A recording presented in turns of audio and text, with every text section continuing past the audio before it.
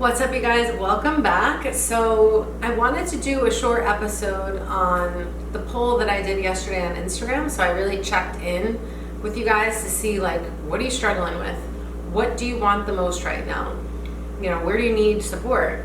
And I was pleasantly surprised with what you guys shared with me, mostly because I wasn't sure like what people were really needing. And so I want to start out by saying and sharing with you guys the number one reason why I see people stay stuck. And this is because you guys told me, so this is from your lips to my ears, that the thing that you're challenged with the most, and again, there was a mix of responses, but this was like the overwhelming response, was that the thing that's challenging you guys the most is feeling stagnant, feeling stuck, and not moving forward with your goals. It wasn't love. It wasn't even money. It doesn't mean that those things aren't desires of yours or you're not having a little challenge there, but like that wasn't the top response. So there's a reason why I've been talking about getting unstuck and getting out of your own way, and how do you do that, and how do you move forward. And obviously that's going to resonate with you when you're ready, when you're like on the edge. You're over it. You're ready for the change. It doesn't mean that you're not a little nervous or that there won't be resistance, but you really do have to be at the point where you're like, I am fucking over it, meaning the old way, and you're ready to lean in. Because there will be discomfort, there will be resistance, and that is why the number one reason I see people stay stuck is because they don't set themselves up with the proper accountability. That's it. That's literally the number one reason. It's not because you don't want it. It's not because you're not capable of creating whatever it is that you want to create. It's not even necessarily subconscious stuff, because that's part of it, but you could break through that too with the right accountability. But most people don't get accountability. They don't hold themselves accountable, and even then, if you don't put yourself in a space where you've got a little skin in the game, it's so easy to quit, you guys. And so again, I'm not talking to the people that have zero motivation. I'm talking to those of you who are like, I really, really, really want it. And you've reached a point where you're like, I'm really, really tired of going through the same shit over and over again. So I will share with you guys a little personal story about why this is so important and why this is, again, I've experienced this firsthand, so I'm going to share that with you guys. But short. To have my own business, I tried to help hold a job and build it simultaneously, and it didn't work out. I kept getting fired weirdly, like for weird reasons that were just whatever, like the universe was just like kicking me out of my comfort zone because it was time to focus. But you know, I was resisting that because I was afraid, and I didn't want to leave my apartment. So anyways, I ended up having to move home. I'm very grateful that I had support to build my business in that sense, but like it was extremely humbling. It was a huge blow to my ego. This is not my top choice. But anyways, I embraced it. I said, I want it really badly, my own business. I want to be a full-time entrepreneur. I do not want a boss anymore.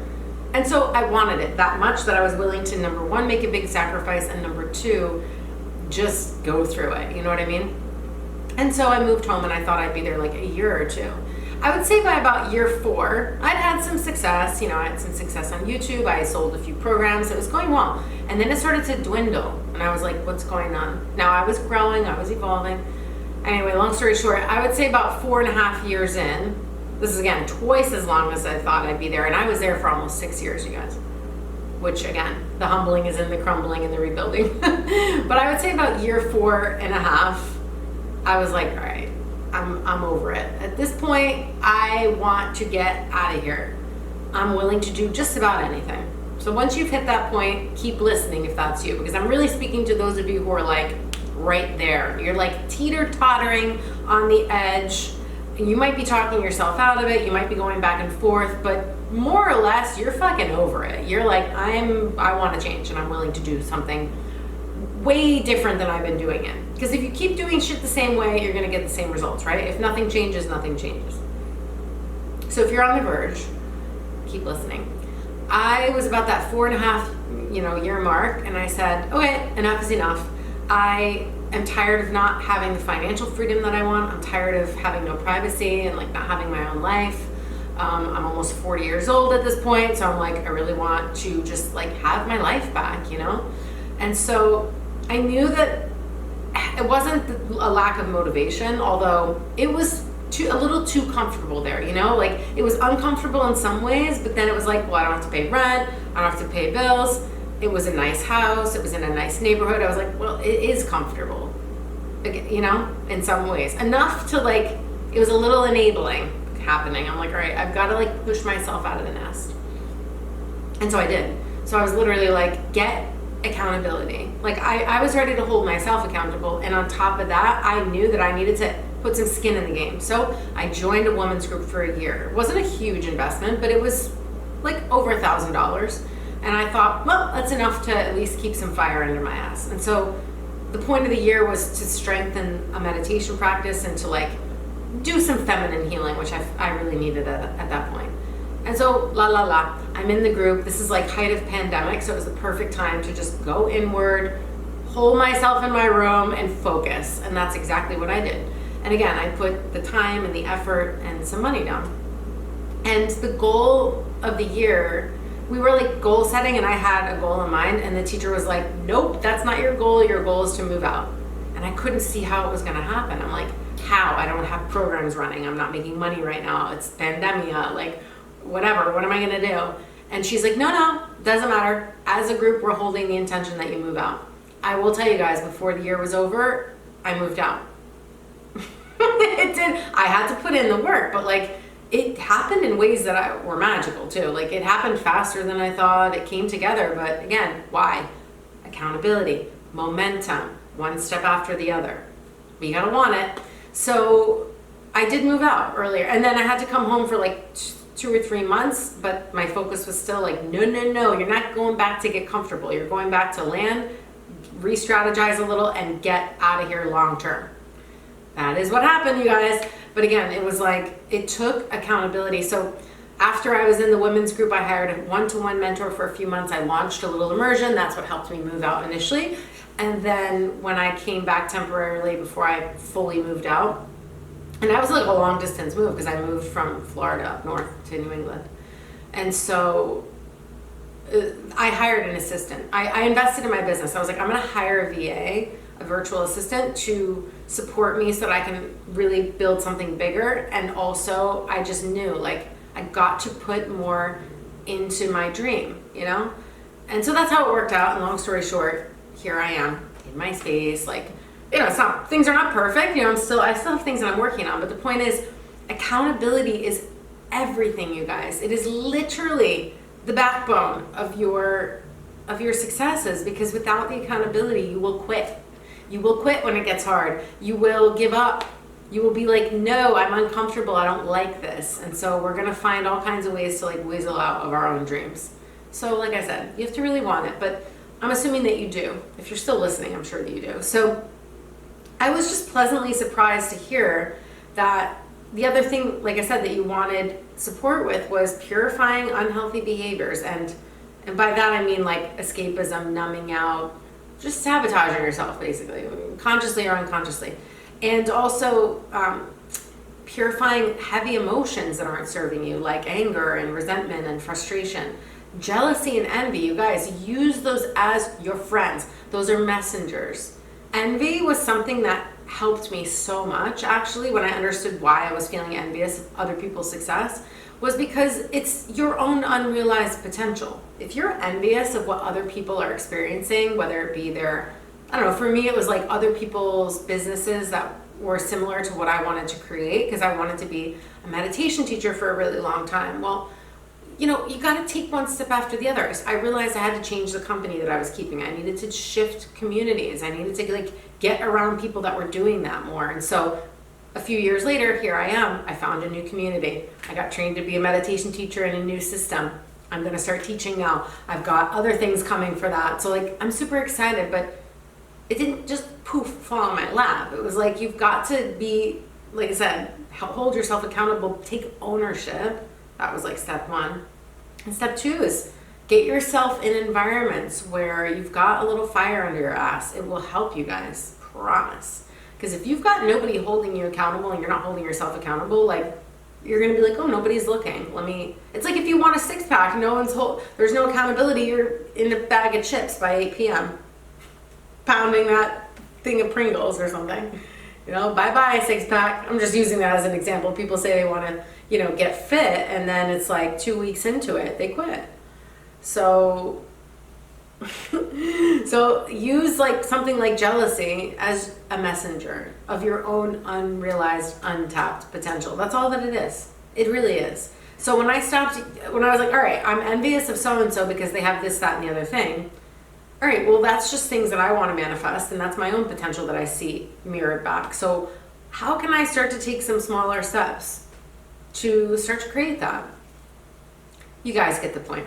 So the good news is that I do have something to support you guys. And so there are 6 more days. Today is Tuesday. I'm going to try and post this today.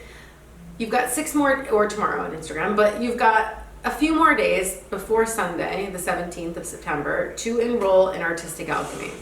You guys, don't be thrown by the term art or artist or artistic. This is not about sitting down and painting pictures, although feel free, because creativity is a huge piece of this. The book that we're going to use for the immersion, it's a 12-week immersion. This is a creative roadmap, a creative and spiritual roadmap, actually, to get unstuck. The book that we're using is The Artist's Way. I've been talking about this for 2 months, you guys. I've been dropping hints, Easter eggs, here, there, and everywhere. Here we are. It's time. So it's a 12-week immersion. We start next Tuesday. It will include bi-weekly Zoom calls, although those are not the most important aspect. Those are for Q&A. We're going to have a Telegram group, a private group where that is required. You've got to participate in that. Again, that's the accountability piece. There's exercises and things to do in each chapter. We're going to finish the whole book, start to finish. I've done it. In fact, I just did it recently again, all the way through.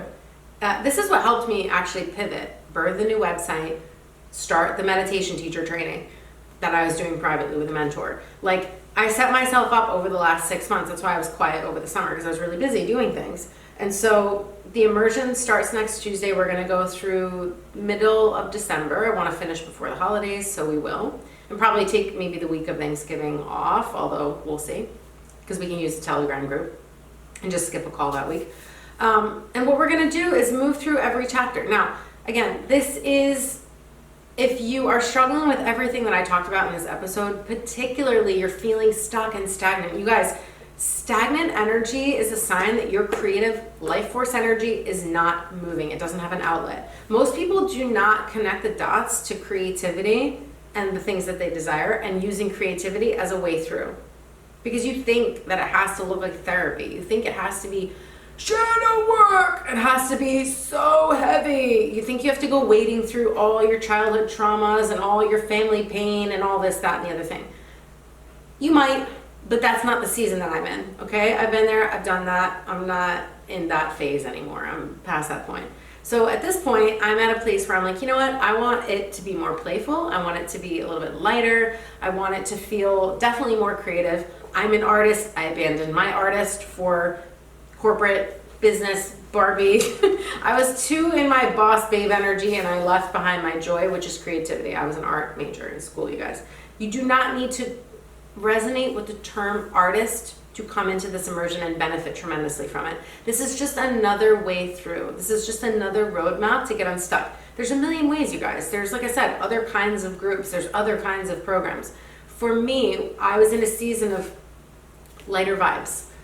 No more like of that super heavy, murky, dark shit. And I have nothing against it, because you might be in that place where you need to do a group that's like more therapy style processing stuff. Even Rose Temple was a little bit more of that, but I'm not there anymore. So I was like, I'm ready for something different. I'm ready for a way through that feels more fun, to be frank.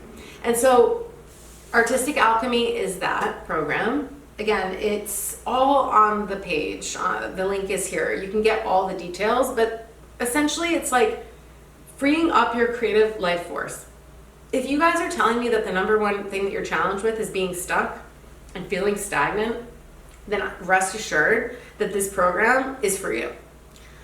Not to mention that we're going to have a daily meditation practice. It's going to be really short, because I know that most people are not super seasoned in that, right? And so to be consistent with something, you need to keep it really simple.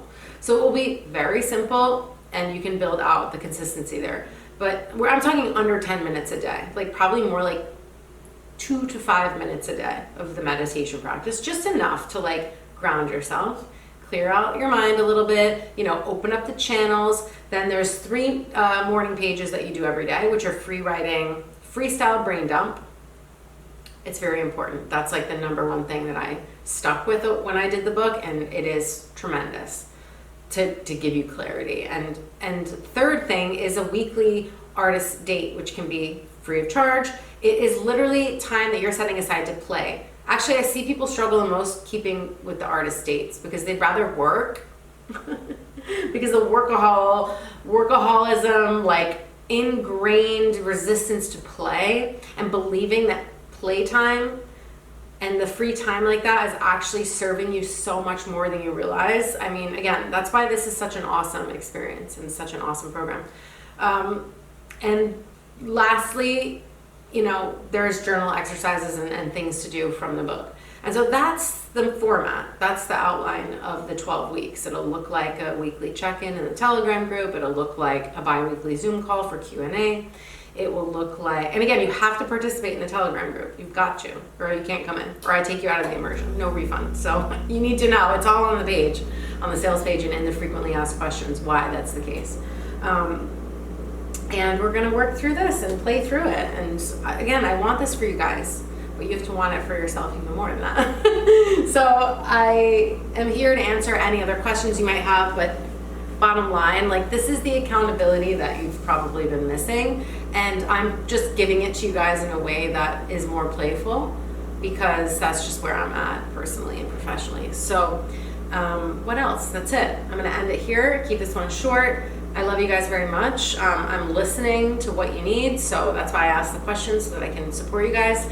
Like I said, the link to enroll in Artistic Alchemy is in the description here.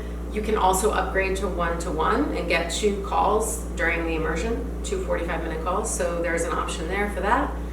Or just come in. You don't need to have any 1-to-1 if you don't want it. And what else? That's it, you guys. That's it for the time being. There's more coming later on this fall, but for now, that's it. So again, enrollment ends on Sunday at midnight. Don't be a fucking deadline dancer and come in at 11:59 p.m., you know? Come, just do it. Take the leap. Set yourselves up to succeed, for real. I want that for you, and I would love to have you inside. So I will see you guys on the next one. Take care.